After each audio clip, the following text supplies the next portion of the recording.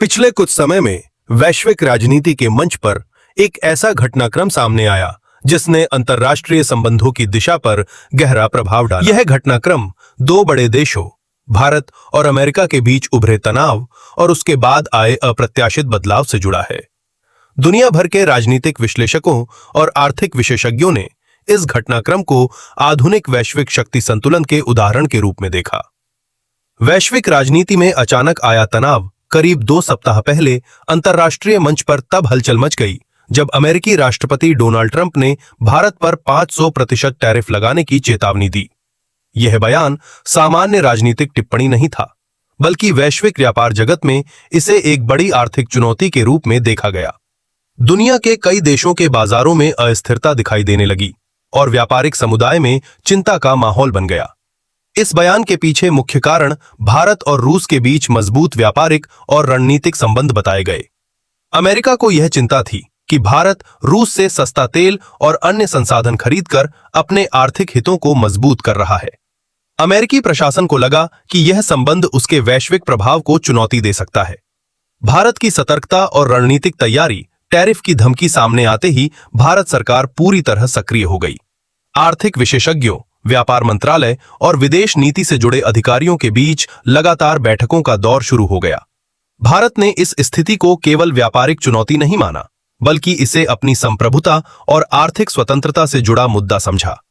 भारत ने तुरंत वैकल्पिक योजनाओं पर काम शुरू कर दिया।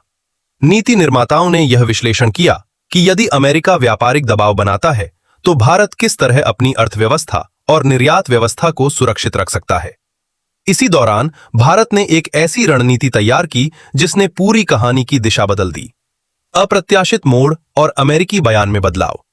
जब दुनिया यह मान रही थी कि भारत पर बड़ा आर्थिक दबाव बनने वाला है, तभी अचानक स्थिति बदल गई। अमेरिकी राष्ट्रपति ने सार्वजनिक रूप से यह स्पष्ट किया कि प्रस्तावित टैरिफ भारत को ध्यान में रखकर नहीं बनाया गया था। यह बयान वैश्विक राजनीति में आश्चर्य का विषय बन गया।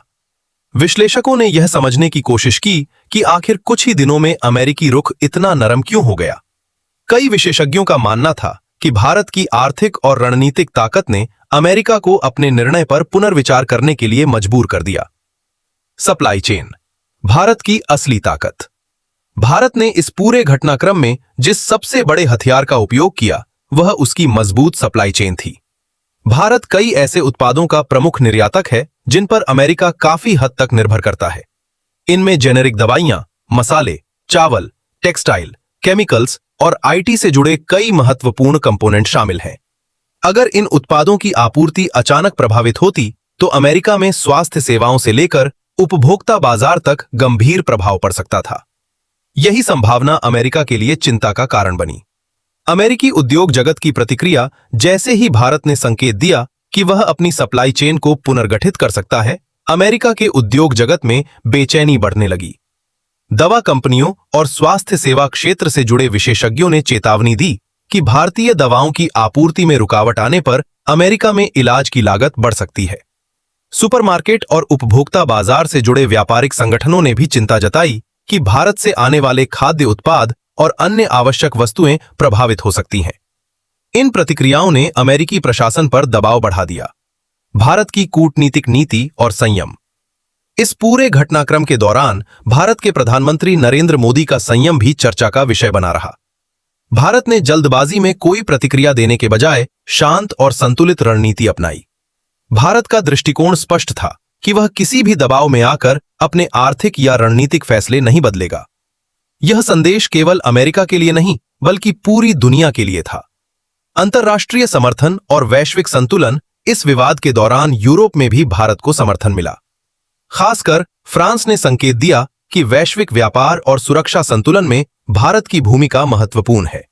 भारत के विदेश मंत्री एस जयशंकर ने स्पष्ट रूप से कहा कि भारत किसी भी प्रकार की दबाव नीति स्वीकार नहीं करेगा।